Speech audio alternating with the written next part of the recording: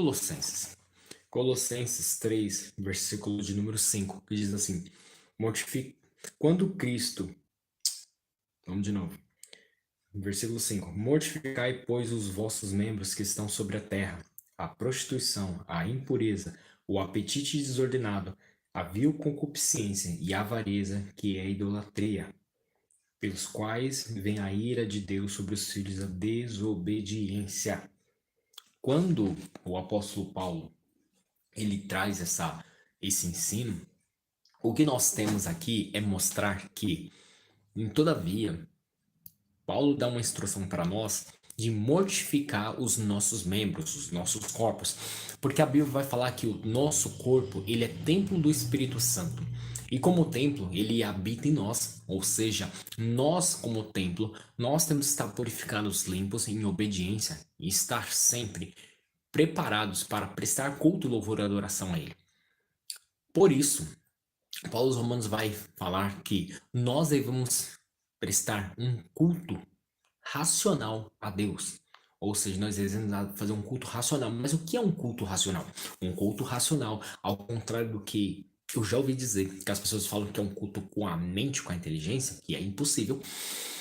O culto racional nada mais é do que jejum. Quando a Bíblia vai falar para afligir a alma, olha, afligir a alma, quando se humilhar em minha presença, Deus está falando de jejum. Em todo a lei, você vai ver Deus falando santa convocação, o dia da expiação. São dias na qual todo o povo de Israel vai em jejum. O dia de Yom Kippur é um jejum obrigatório, na qual é o dia da expiação. Expiação essa que se deu quando o povo pecou com a imagem do bezerro de ouro, fazendo idolatria. E nós temos que associar isto de muita importância às nossas vidas. Sabedor que a idolatria é o que faz pecado de morte nas nossas vidas. Idolatria é o que nos distancia de nós com Deus. Idolatria é o que faz o nosso corpo, essa carne entrar em pecado e de maneira que o Espírito Santo ele se aparta de nós. Ou seja, quando aqui Paulo vai falar mortificai os vossos membros, o vosso corpo da prostituição, está falando jejuai, humilhai-vos, mortificai os vossos membros. Mas como eu mortifico os vossos membros? Nós temos uma grande arma para os nossos dias de batalha, que é a oração, mais jejum e santidade e vigilância. O que precisamos hoje dos nossos últimos dias é de jejum e de oração. Nós temos que entender como homens, como família, como filhos, como você esposa, você filha, tem que entender que a oração e o jejum é uma arma, é uma ferramenta. Quando nós estamos diante de uma guerra, nós não vamos uma guerra com uma PTzinha, digamos, pá, eu vou guerrear. Quando você está numa guerra, você vai de fuzil, você vai de tanque, você vai de avião de guerra, de navio de guerra, você vai preparado então com lança-foguete, com mísseis, ou seja, você vai bem preparado para uma guerra. Logo, pensa-se que numa guerra alguém quer vencer. Agora pensa você comigo, você serve a Deus e você está numa batalha. Como é que você vai guerrear?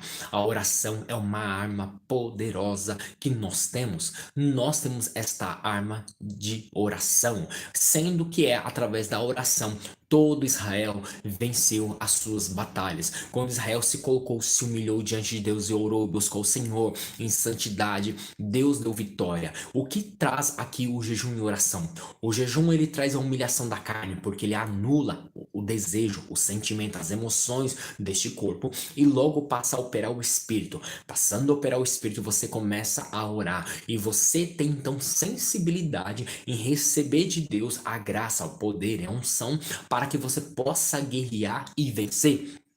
Quando uma pessoa não jejuma, quando uma pessoa não tem costume de jejuar, ela até ora, tem vitória, mas a carne dela, os desejos carnais falam mais altos. Então ela sente sono, ela vai sentir cansaço, ela quer levantar da oração porque ela quer parar para assistir aquela novela, ela quer ver aquele filme, ela quer ver o status do WhatsApp, ela quer ver o status do Instagram, do Facebook, porque ali ela está realmente com a carne ativa ainda. O que nós precisamos nos nossos últimos dias, dias estes estes que antecedem a volta de Jesus, nós temos que lembrar que a igreja, para operar no poder, deve-se então jejuar e se dedicar a Deus em oração.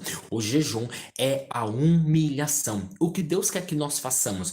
Deus quer que nós nos humilhemos perante a sua face. A Bíblia está escrito assim: humilhai-vos debaixo da potente mão do Senhor, ou das potentes mãos do Senhor, e ele vos exaltará ao seu tempo. Ou seja, Deus quer sim que nós nos humilhemos. Ao contrário do que as pessoas falam, que humilhar é dizer: Senhor, eu sou um bosta, eu sou um lixo. Não, você é a imagem e semelhança de Deus. O humilhar que Deus fala é sim reconhecer: Senhor, sem ti eu não sou nada. Todavia, a humilhação bíblica, se você for pegar, é jejum, é humilhar, é anular os desejos dessa carne, a vontade dela. Ou seja, a carne, no primeiro momento, para você que não jejuma, vai até parecer estranho. Você vai sentir dor de cabeça, vai sentir cansaço. É exatamente isso, mas eu também recomendo que, se você tiver algum problema aqui de saúde, problemas no estômago, alguma coisa, alguma vertigem ou diabetes assim, então você tem que tomar um cuidado, consultar até o seu médico e fazer com sabedoria. Mas, todavia, você que já não tem nada disso, você que está saudável e 100%, jejum e ore. O jejum é uma arma de batalha. Nós temos na Bíblia o jejum que foi feito de 3 dias, onde Esther jejuou por 3 dias e ela obteve a vitória com todo o povo de Israel, com todas as crianças. Jejuaram e oraram por 3 dias e ela obteve vitória. Moisés, ao subir falar com o Eterno, Moisés então ficou ali 40 dias e 40 noites sem comer. Sim, Moisés, ele entrou na dimensão celestial e o corpo dele, a vontade dele foi totalmente anulada, sendo então que ele passou a ser vivenciador da glória, do poder ali das regiões celestiais. Ou seja, ele estava em constante comunhão com o Senhor. Nós temos também Elias, que ele também orou e jejuou e buscou a Deus também. Nós temos Salomão, que jejuou 40 dias para então receber sabedoria de Deus. Nós temos então outros reis que jejuaram. Ezequias, ele jejuou para receber de Deus o perdão e mudança de sentença. Nós temos Jesus, que jejuou 40 dias e 40 noites para obter domínio novamente, porque o homem já tinha pecado e perdeu o domínio ao inimigo, a Satanás e aos seus demônios. O que nós temos que lembrar aqui: jejum é uma arma poderosa, tanto para você ganhar território, domínio espiritual, quanto é para você também batalhar. O que falta nas igrejas hoje, o que falta no poder, o que está faltando nas pessoas hoje é o poder de Deus. O que está faltando hoje é dedicação em buscar Deus, para que o poder do alto venha sobre as nossas vidas e verdadeiramente nós possamos então alcançar, curar e operar milagres e maravilhas, porque Jesus mesmo falou que em meu nome curarão os enfermos, expulsarão os demônios, ou seja, pegarão em escorpiões e serpentes, e aí ainda que bebam alguma coisa mortífera, não vos fará dano. Ou seja, nós temos esse poder, só porque o poder não é manifestado hoje. Como o poder não é manifesto nos dias de hoje, como o Espírito Santo de Deus pode manifestar poder sobre uma carne que está totalmente entregue ao pecado, à prostituição, ao adultério, como está entregue às coisas mundanas? Precisa ter uma renúncia, precisa haver ali um quebrantamento, precisa haver então uma anulação desses sentimentos carnal, porque nós pecamos, porque temos a natureza adâmica dentro de nós, a natureza humana pecaminosa. Todavia, para haver e colocar essa carne em sujeição, para colocar essa carne sob domínio, nós devemos jejuar constantemente, para que então venha do alto poder, para que o Espírito Santo de Deus venha sobre nossas vidas e passe então a tomar posse de nossas vidas para operar com grande poder e milagre nessa terra. O que está faltando para a igreja de hoje, o que está faltando para as igrejas ou igreja em geral, como um corpo de Cristo, o que está faltando é jejum e oração. O que falta é jejum e oração. O que falta é jejum e oração. Jejum e oração para pregar o verdadeiro evangelho. Jejum para anunciar que Jesus Cristo é o Salvador. Jejum e oração para entrar nos hospitais e curar os enfermos. Quantas crianças nos hospitais do câncer, quantas pessoas nas prisões precisando de alguém para pregar o evangelho, quantas pessoas na comunidade aguardando alguém que vá pregar o evangelho e anunciar Jesus Cristo para tirar eles do tráfico de droga, da prostituição, do adultério, para tirar eles dos laços de morte, para tirar ele dos vícios das drogas. Quantas pessoas estão aguardando eu e você para anunciar o evangelho lá? O que falta é oração e jejum, é uma postura diante de Deus, uma postura diante dos céus e do inferno, dizer: eu vou me posicionar como servo de Deus e vou servir em obediência àquilo que está escrito na palavra do Senhor, e vou colocar o meu corpo em sujeição em prol da obra do Senhor. Não importa mais as coisas deste mundo, importa que eu viva verdadeiramente o evangelho, porque o que está sendo pregado de hoje não é evangelho, são filosofias. Porque filosofia, as pessoas elas ficam no muito blá blá blá, mas não tem nada que mostre Cristo na vida dela. Não há cura, não há milagre, não há salvação, não há conversão. Não, as pessoas podem até dizer que estão se convertendo ali porque um coach ele falou e fez um convencimento humano, mental, mas o espírito não está entregue à vontade de Deus. Tanto é que essas pessoas, elas quando se falam da Bíblia, está escrito, elas falam: não, isso está ultrapassado, isso não, o meu coach disse que tem que ser dessa maneira. Opa, o que a Bíblia fala, o que está escrito é o que vale. Homem nenhum pode dizer e modificar a Bíblia, porque o que está na Bíblia é o que está escrito, que nós devemos obedecer. A Bíblia fala que se nós guardássemos e praticássemos a lei do Senhor de dia e de noite, ela será para nós caminho de abundância, sermos prósperos em tudo aquilo que fizermos. Se nós obedecemos a palavra do Senhor, seremos prósperos e abençoados em tudo aquilo que fizermos. Aonde colocar a planta dos nossos pés, ali será nosso. Aonde colocarmos as nossas mãos, prosperaremos, porque é em obediência à palavra do Senhor. Não está escrito em obediência aos coaches, não está em indício, não está escrito em obediência a filosofias, não está escrito em obediência a filósofos, não, é a palavra do Senhor. Cristo quer que obedeçamos a sua palavra em todo o tempo e saibamos que ele quer sim fazer uma grande obra. Ele quer entrar pelos hospitais, ele quer curar, ele quer anunciar.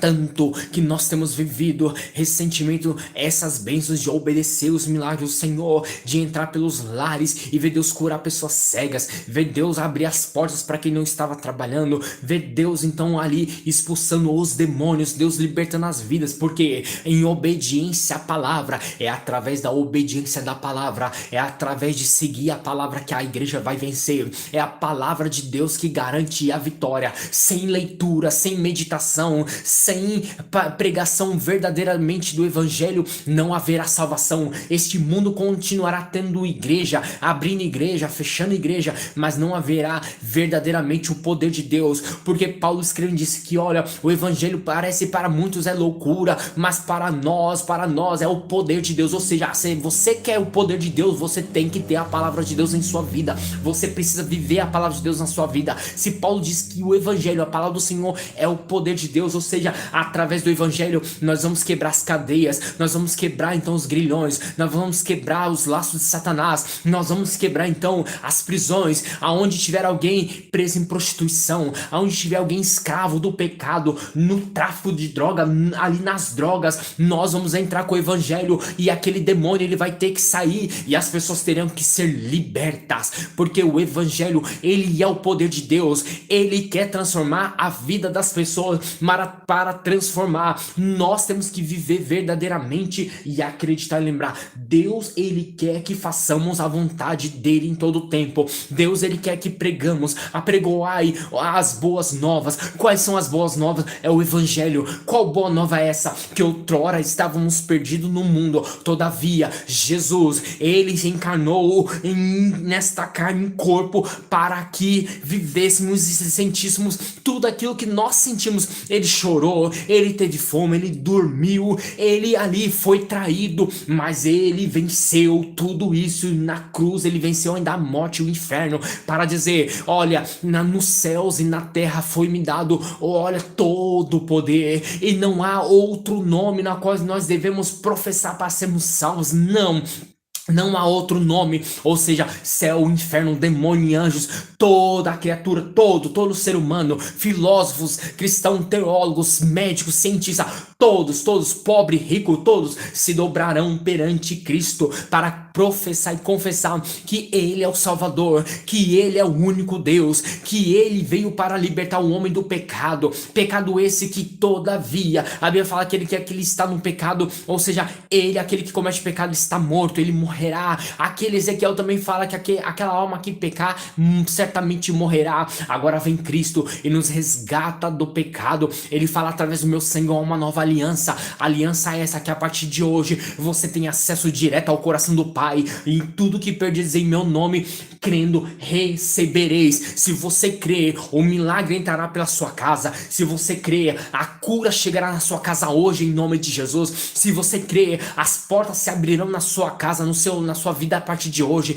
Se você crer, o seu filho que está outrora perdido nas drogas, Deus vai libertar ele hoje. Deus vai trazer ele em sujeição, e ele vai se arrepender de tudo aquilo que ele cometeu. E ele vai dizer: pai, mãe, eu quero aceitar Jesus, eu me arrependo dos meus pecados, eu quero servir o teu Deus. Olha, hoje Deus vai entrar com poder na sua casa, e Deus vai transformar com grande poder e maravilha, porque Ele tem isso para fazer no seu lar, Ele tem isso para fazer na sua casa. Recalabastebre como no xarabacai. Deus tem muito a fazer, Deus tem onde muito trabalhar, mas você tem que continuamente obedecer a palavra dele. É a falta de obediência que o pecado tem entrado na igreja, é a falta de obediência que a prostituição, o adultério, o engano, a mentira, é a sensualidade entrando na igreja. Nós não devemos aceitar isso, não. Temos que anunciar o verdadeiro evangelho, anunciar que Cristo, que é uma pessoa santas, que verdadeiramente com veste santa, pessoas que se apartam do mal, do pecado, porque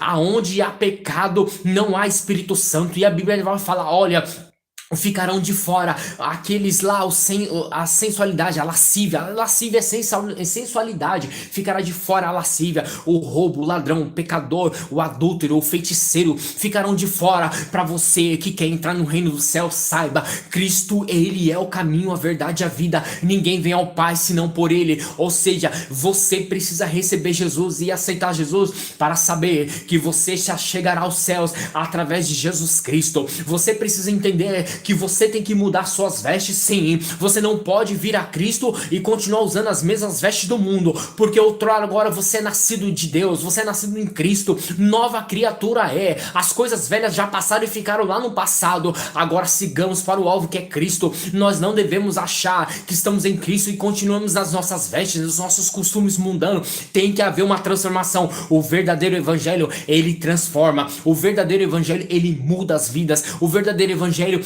ele faz de você um homem capenga, um homem alcoólatra para um homem novo, um homem cheio do poder de Deus, cheio do Espírito Santo de Deus. Outrora, uma pessoa com o nariz nas drogas, na farinha, mas agora não. Agora um homem lavado, remido e transformado, um homem que prega o evangelho. Você pode ter os seus costumes e as suas tradições, mas Deus fala, Deus, ele não vai ficar nas suas tradições, não. Deus vai te chamar para você, para um concerto. Deus vai te chamar você e vai te transformar. Deus, ele vai mudar e transformar você. Ah, mas na minha família segue esse ritual. Não, Deus não vai entrar na sua família e vai dizer que vai continuar o seu ritual, não. Deus vai te chamar para viver verdadeiramente o evangelho, viver aquilo que ele quer, viver a sua vontade. Não é no seu ritual, não é no ritual familiar, não. Deus vai te chamar para algo maior, tanto que ele vai transformar o seu íntimo, o seu ser, porque ele quer te salvar.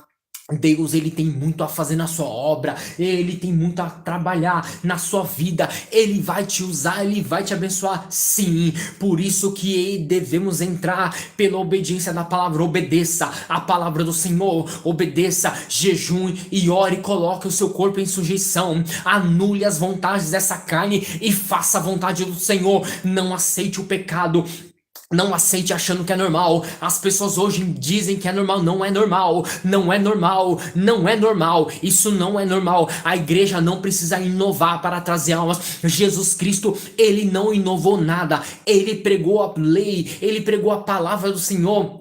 Ele revelou a palavra do Senhor, sim, e pregava. E quando ele pregava, o que ele fez diferente ali? Ele anunciava a Deus, ele mostrava o caminho de volta para Deus. Ele falava, vocês têm que deixar essa vida e voltar-se para Deus. Vocês têm que obedecer a palavra, e para obedecer e chegar a Deus, vocês têm que obedecer. Jesus Cristo, outrora, ele estava ali reunidos, e alguns foram chamados e falaram: Senhor, o seu pai, a sua mãe, seus irmãos e irmãs estão lá fora te chamando, te aguardando. E aí Jesus interroga e fala: quem é, ou quem são o meu pai, a minha mãe, meus irmãos e minhas irmãs? Mas todos aqueles que fazem a minha vontade são estes: meu pai, minha mãe, meus irmãos e minhas irmãs. Ou seja, esses são me dados que fazem a minha vontade. Qual é a vontade do Senhor? Jesus falou: ficar em Jerusalém até que do alto sejais revestidos de poder, para depois então anunciar o evangelho. Que evangelho é esse? É evangelho de boas novas, não evangelho de coisas contínuas, não. Se são boas novas, então por que os velhos costumes permanecem? Se são boas novas, então por que hoje as pessoas continuam vivendo e fazendo as mesmas práticas,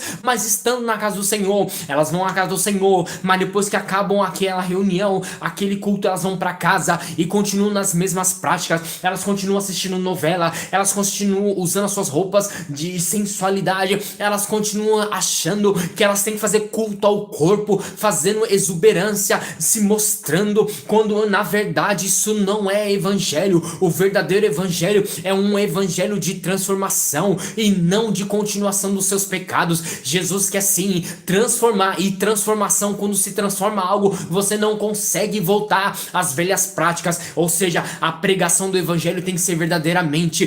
Se você hoje entra num lugar e lá está alguém, um líder pregando e anunciando que tudo é fácil, que tudo pode seguir, que não tem problema em seguir a moda do mundo, eu vou dizer pra você: a moda do mundo tem problema sim em seguir. Nós não precisamos seguir a moda do mundo. É por essas e outras que filhos de quem serve a Deus hoje têm se matado, tirado a própria vida, porque têm seguido as modas do mundo, e os pais não olham mais isso dentro da sua casa. Demônios agindo dentro do seu lar, e as pessoas estão falando: é normal. Não é normal não, porque Deus, ele veio para salvar. Olha, Jesus é vida. Se Jesus é vida, é onde que está certo o seu filho dentro do seu lar tirar sua própria vida? Aonde que está certo o seu filho se prostituir? Aonde está certo a sua filha se prostituir, se drogar? Aonde está certo a sua filha ir para uma balada e se drogar a noite inteira e voltar do outro dia toda ali cheia de álcool, de droga, cheio de pecado? Aonde que está certo isso? Ou seja, Cristo é a libertação para transformar as vidas. Se é para transformar, ele muda o caráter, ele muda o seu pensamento, ele muda a sua veste, ele muda o seu costume, ele muda as suas amizades. Ou seja, o verdadeiro evangelho, ele confronta. Se não confronta, não é evangelho. Se não confronta, não é evangelho. Se agora é para seguir a todos, então não é evangelho. É só continuação daquilo que você pratica. Você só mudou de uma balada para a igreja, você só mudou da boca de fumo para uma igreja, você só mudou do tráfico de droga para uma igreja. Então isso não é evangelho.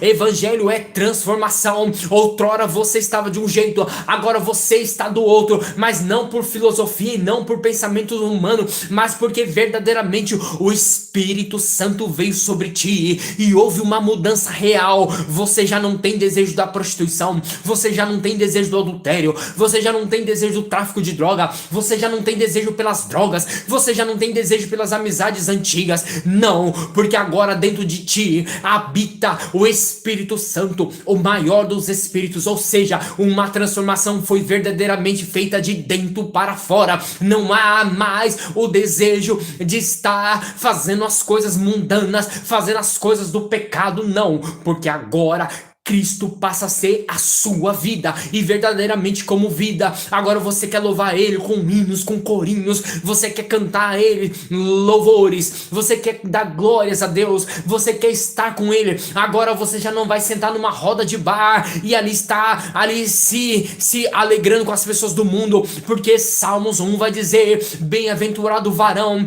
que não se assenta nas rodas dos escarnecedores, nem se detém no caminho dos pecadores. Ou seja, nós passamos a ter uma vida bem regrada, nós passamos a ter uma vida santificada. Outrora poderíamos sim estar atrelados, estar nesse momento em comunhão com o mundo. Todavia a Bíblia fala que comunhão haverá as trevas com a luz, que comunhão tem a Cristo com o mundo, que comunhão tem aqueles que estão em Cristo agora com aqueles que estão nas trevas. Não há comunhão. Se a pessoa não quer aceitar o evangelho, me desculpe, não precisamos então sentar com eles para estar na roda dos escarnecedores, Senhor, escarnecendo da obra do poder de Deus. Não, nós não precisamos disso. O que precisamos é verdadeiramente viver a palavra e pregar sim, pregar. Ah, eles não querem dar ouvido, Senhor, foi pregar a tua palavra, como está escrito, Senhor, eu me levanto e vou sacudir a poeira das minhas vestes e vou seguir caminho pregando a quem quer dar ouvido e anunciar que Jesus está à porta e ele está voltando, que voltemos a viver o verdadeiro evangelho, porque é necessário viver o verdadeiro evangelho. Ecalabasteve como no xarabacalabasteve.